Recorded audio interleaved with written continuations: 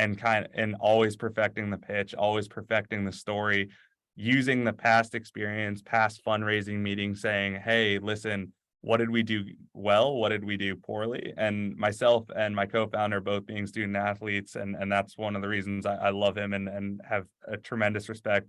Very happy that he took a meeting with me in a diner into an entire company. But it really is just making sure that you can learn from every experience, positive and negative. And so that's what we've done tremendously well. It's been successful for us to the point where now we're kind of living it out. We're growing this company. We just hired our first employee who's heading our engineering efforts. And so always taking things with a grain of salt, but learning from it, I would say. This is your daily real estate syndication show. I'm your host, Sam Rust. Joining us today is Alex Blackwood, a visionary extraordinaire. Alex graduated from Georgetown University and has in-depth firsthand experience working with blockchain banks, mortgage companies, fintech platforms, and real estate investors through his time in investment banking and real estate private equity at Goldman Sachs. Alex, welcome to the show today. Thanks for joining us. Well, thanks so much for having me, Sam. Yeah. So we're talking a little bit about the marriage of blockchain and real estate. This is a burgeoning field. Blockchain is definitely something that has hit our cultural zeitgeist over the last year or so, connected to the crypto world. But the big challenge for crypto as a whole and the transition to Web 3.3, just throwing some buzzwords that people may hear, is I think taking it out of strictly the realm of the technologist and really trying to bring that technology into the quote real world in a way where it'll actually impact everyday folks. Because there's a lot of promise, but so far that gap has proven to be somewhat difficult to bridge, especially as in the United States, we're looking to clarify regulatory environments, et cetera, et cetera. So Alex, you founded Mogul, a company that's focused on marrying blockchain and real estate and giving folks the opportunity to invest, as little as $100 and get shares in a property. Why is now, as we're recording this in August of 2023, why is now the right moment for this marriage of blockchain and real estate? Yeah, I mean, to be honest, you hit on a lot of the great key buzzwords, especially that kind of Web 3.0, if you will. I mean, when we think about it and kind of how the technology has been applied, especially in the crypto space, we're thinking about it from a blockchain first perspective. I mean, for us, crypto is a massively speculative asset that people are looking to get involved with the idea that hopefully one day it ticks up. And it's kind of this greater fool's fallacy that the last one in hopefully can sell out before the next person. And so with us, the way that we're looking to apply blockchain is really up and down the supply chain of real estate. When you think about it from a capital markets, operational and transactional perspective, you can really start to apply blockchain throughout those different avenues, operating what's called or solving for what is called that kind of oracle problem of blockchain. And so I'm not sure, are you familiar at all with that kind of oracle problem that a lot of people are looking to solve? Yeah, it might be helpful for our audience to sketch it out. I've done some background work into like Chainlink and some of those Oracle networks, but that's a big key is establishing truth on a blockchain, right? Because if you're going to have code control outcomes, control actions in the real world, then the information that the code is using to make those decisions has to be verifiable and true. And that's fundamentally the Oracle problem, as I understand it. Yep, it's exactly that. So really, the prime example that a lot of people tend to use is this crop insurance example. It's the idea that premiums are actually paid out to people that take out crop insurance when certain weather anomalies happen. So for instance, a farmer might take it out, and if temperatures drop below freezing, so below 32 degrees Fahrenheit, then technically they get paid out through the crop insurance companies. Now, that's a great use of a smart contract whereby if then statements occur, so if it drops below 32 degrees Fahrenheit, then they get paid out. However, blockchain kind of operates separate in this network outside of, in a network of itself, right? It's this decentralized network that kind of all are different nodes communicating with one another. So how do you bring data from your traditional internet onto chain or on chain? And that's kind of where the Oracle problem and Oracle solution lies. It's really bringing that temperature in this example on chain so that the smart contract gets triggered to allow payouts to the farmer that takes out crop insurance.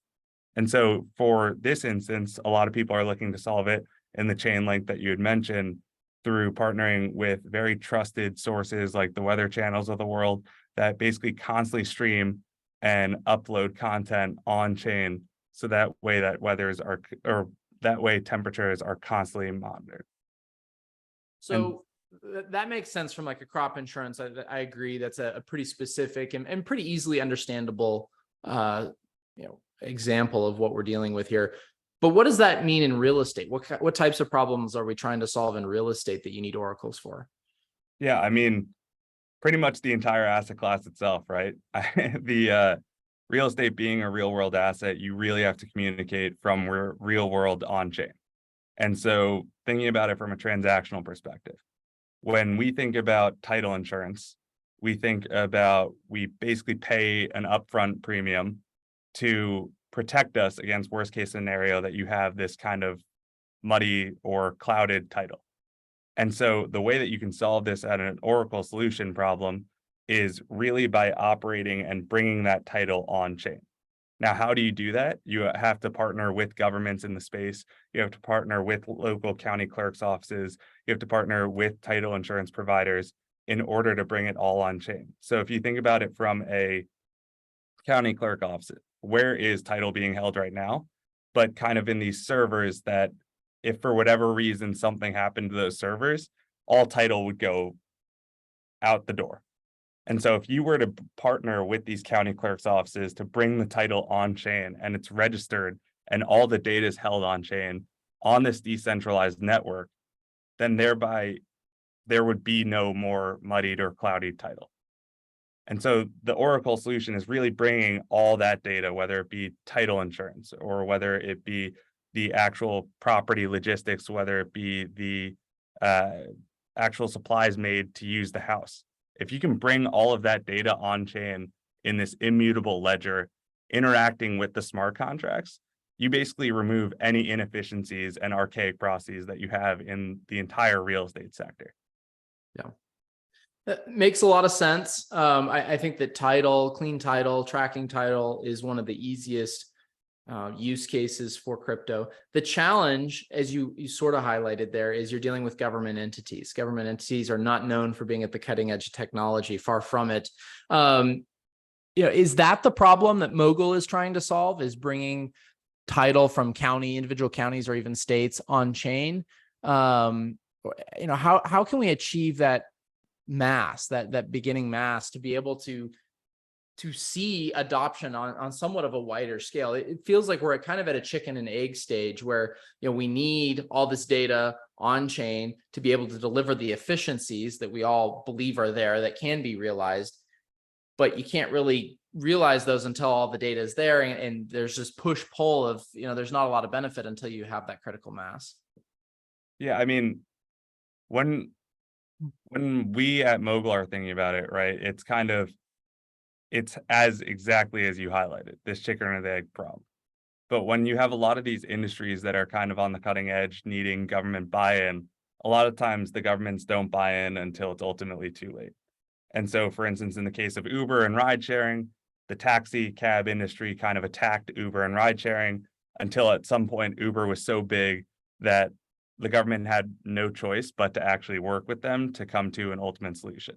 Right now, you're seeing it with the Coinbases of the world. Coinbase mentioned staking, I believe it was over 50 times in their S1 that the SEC actually stamped its mark of approval before it was able to go public. Yet now they're coming after them saying you have to delist every asset except Bitcoin.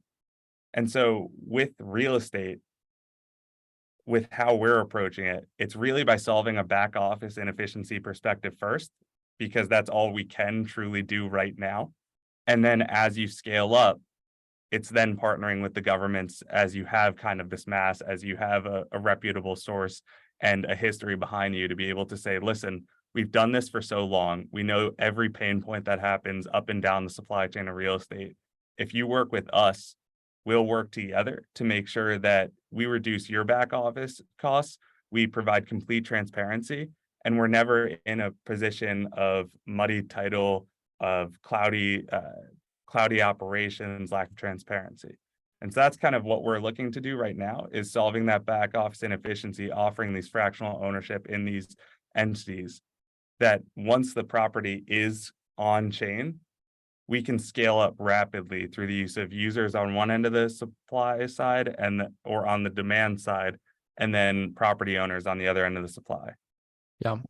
And so that then leads to another critical mass problem, right? Like, you need to generate investor demand. You need the folks who are wanting to invest, $100, $1,000, $10,000 into real estate in a fractional way. You also need owners that are willing to put their properties on chain, or buy the properties yourself and fractionalize them yourself. I would assume that you're taking the first path of partnering with owners to bring their properties onto the platform in whole or in part. But which side of that equation are you focusing more effort on? I assume you have to put a lot of effort into both, but which side of that ledger are you putting more effort into right now? Yeah, I mean, that's a common platform problem, right? It's kind of, you have to think about in terms of value drivers that increase value for the users on platform, for them to ultimately have a positive feedback loop. And so the value drivers in this case are exactly as you said, is the supply side of things. When you bring high quality product to market, you can increase the value of your platform incrementally.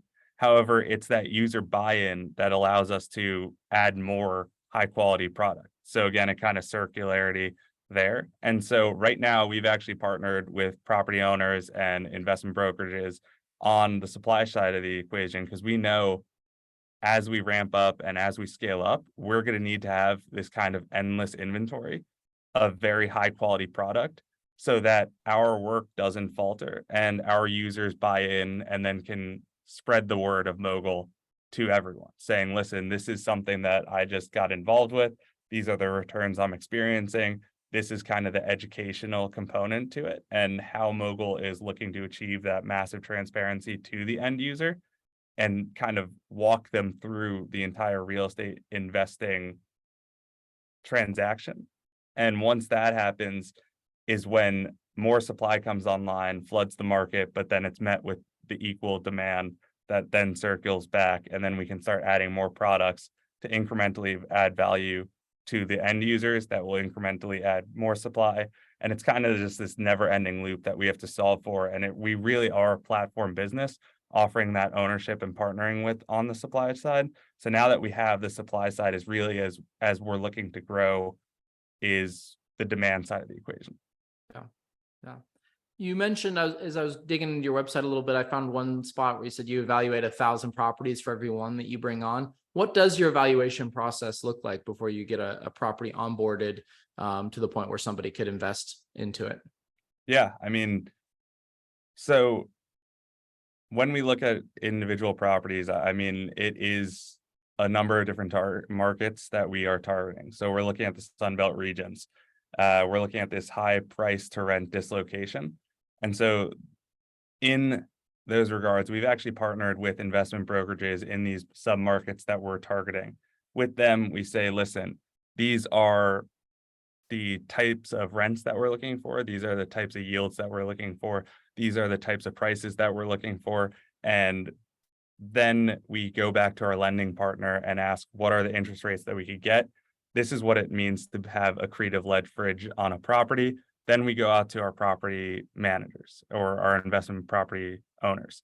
With that, we partner with them. We say, listen, this is kind of our buy box. If you bring us property, we'll go to you as the investor broker on the transaction. With that, they come back to us, say, with 1,000 plus properties. We kind of whittle it down to the top kind of 100 area.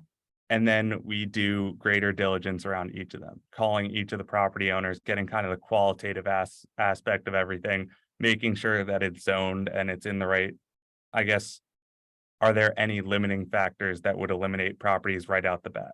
From there, it cuts down to about 20 properties. And in those 20 properties is really, we dig in even deeper, doing a complete financial underwriting of the property itself, until finally we have that kind of top 5 we're able to get the best price for the asset that we can, kind of under market, so that we can recognize immediate property appreciation as well as greater rental yields to our end users, call it kind of targeting that 12 to 15% minimum hurdle rate before we even move forward with the property. Then we look to submit an offer on it through a PropCo LLC being the buyer. And as that happens, we're closing out the leverage on the property. We're making sure that everything is good to go from a user perspective. So that way, when it's completely onboarded and offered out to our user, it's an operating asset that they'll immediately start seeing returns from. Once the property then is offered out and the users buy into it, they'll receive rent on a monthly basis directly to their dashboard, property appreciation tracked in real time through the use of third-party APIs that basically pipe in appraisal level property metrics. And then also end of year tax returns, K1 just pops up immediately in their dashboard so they can slap it on the back of their tax returns. And so that's kind of how it works. And so yes, we basically partner with these property owners to get property owners and investment brokerages to get that 1,000 property list. And then we continuously cut down, always looking at it from a conservative based scenario first. And anything above that in our minds is just upside. Yeah. So to clarify, is Mogul buying the properties? And you guys are full service in that side, or are you just connecting existing owners to your platform, or both? So it's a little bit of both, right? Because in order to operate and bring that property on chain, you have to do it through a legal entity, and it's a PropCo LLC. So PropCo LLC is signing on as the buyer of the property, and then we're basically offering ownership in that PropCo LLC that is an investment club for all intents and purposes. Yeah. What kinds of properties are you onboarding to date? Single family rentals, short-term rentals, multifamily properties? What's your target buy box right now, just from an asset class perspective? Yeah, so we are targeting SFR. I mean, if you're willing to invest in anything, it's really going to be one of the necessities of life. I mean, shelter being one of them. So for us, it's just such a massive asset class. You're seeing this kind of seismic shift in user demand or in homeowner demand into kind of those what traditionally had been thought of as secondary markets that are now being flooded with demand that doesn't have the supply to match. So for us, the SFR landscape and the outlook is incredible. And so we're targeting SFR, looking at it from a long-term as well as a higher yielding asset class too. Yeah, well, that's interesting. You've done a lot of different things since graduating Georgetown. You were a rower in college, which when I think of sports, there's kind of the, there's a ratio of fun and hard work. And in my mind, at least, I classify rowing as like really high on the hard work and kind of low on the fun. How does one get into rowing? What did you enjoy about that? What do you enjoy about that? And how has that helped you in your career to this point?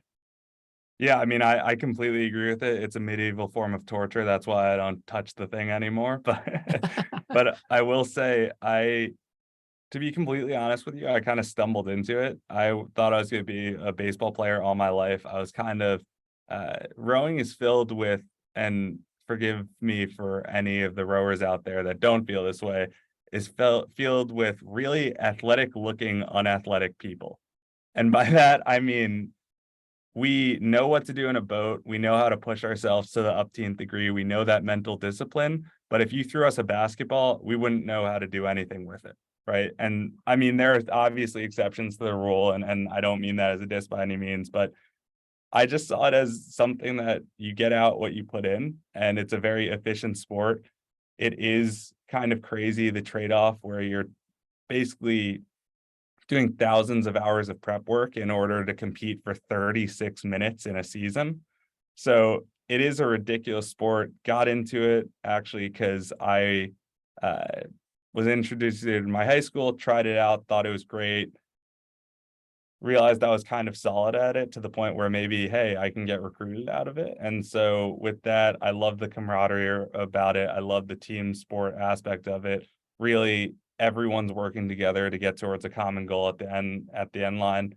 How it's helped me to date, I mean, it really helped me coming out of the gate because in investment banking, it's just kind of taking repeated punches to the face, and rowing preps you to the nth degree with that. Because at the end of the day, if you're there at 5 a.m., everyone's like, oh, this is miserable, but I don't have practice, which I usually would have had.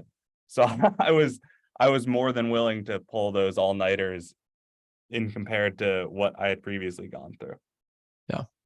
Oh, that's interesting. Yeah, that's an interesting sport. I've enjoyed watching it. You know, basically, my exposure has been relegated to the Olympics every 4 years. Growing up on the West Coast, it's not as common as it is in the East Coast. Not that it's that common there either, but definitely takes a lot of mental fortitude to be able to push through, push your body beyond what you think it's capable of. And as you said, it's a pretty short race. You spend a lot of time prepping for a very small window of time. Yeah, I mean, that's actually a better exposure, I would say, that you've had than most people. Everyone that talks to me about it says, oh, have you seen The Social Network? And it's that 30-second clip of them racing at Henley. And it's absolutely ridiculous. I mean, it definitely isn't, it's a mental sport too, but it's so funny to see everyone glorified around that 30 seconds of the Winklevoss twins going at it in England. Yeah, oh, that's fantastic. You know, you've been pretty open in some other interviews and articles that have been written about Mogul or profiles on yourself about the fundraising experience for Mogul. I'm curious, you know, a lot of our audience is raising capital, whether it's for real estate deals, or I even know some folks raise for venture deals. What was a key lesson or takeaway from you as you were raising that pre-seed round for Mogul? Yeah, to boil it down, it is, I mean, it was definitely quite difficult. The common conception out there, because you always see in these articles, X company raised X seed round or X company raised Series A, and you always hear the glory stories of someone walking into a meeting and getting slapped immediately a term sheet. I'll just tell you this, in our first fundraising experience, we accidentally went to a venture debt fund. We found that out in the interview that only lent on revenue. We were a pre-seed company that was in idea stage. We had been basically thinking, oh, we've got to present this air of bravado about us. So we rented out a co-working space meeting area that had basically a Zoom camera with a whole boardroom facing us, and we're sitting at the end of the table basically pitching to them. Turns out they weren't even on video. They were calling into the meeting, which was a great experience in and of itself. So, I mean, at the end of the day, and by the way, they obviously did not invest in us, if that was not clear by the entry. But we learned that really all that stuff is for the movies, and everything that you hear about these glory stories about term sheets being slapped down are really only for companies that truly were unicorn status and had this ridiculous experience. And so it doesn't mean that the idea isn't good. It just means that you've got to come at it from a perspective of you're going to get a lot more no's than yeses. It takes one yes. People forget that all the time, that it takes one yes. Literally, we had originally thought that, all right, we're just going to go and kind of, we're going to go and bootstrap this thing. And then we got one yes from Tim Draper that set us off on a different path entirely, and we're able to do it full time. And so it really is just kind of working the numbers game and always perfecting the pitch, always perfecting the story, using the past experience, past fundraising meetings, saying, hey, listen, what did we do well? What did we do poorly? And myself and my co-founder both being student athletes, and that's one of the reasons I love him and have a tremendous respect.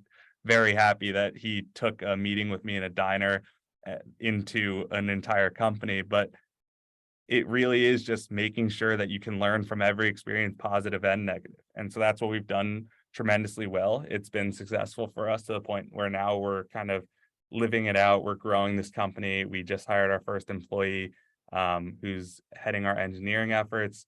And so always taking things with a grain of salt, but learning from it, I would say. Yeah, oh, that's fantastic.